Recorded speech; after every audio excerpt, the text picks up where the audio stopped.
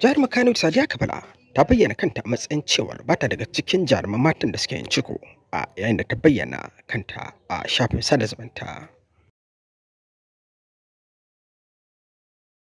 Masu kalabar da kasancewa ta duk cikin shirin na mu leƙa maganin masana'antar Kannywood wanda muke leƙa muke gano abubuwan da ka faruwa ga jaruman maza ko mata da ma dai sauransu.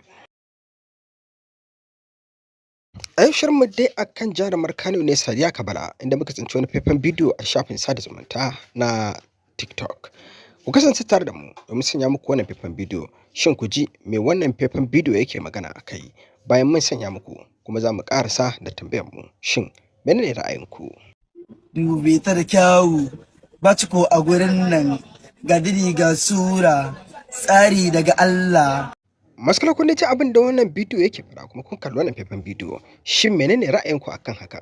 Shin cikon ne ko kuwa ba shi bane? Muna jiran mu ji amsa daga gare ku. Kada ku manta da subscribing da alamar ƙararrawa da kuma like a kowane lokaci domin kasancewa tare da mu.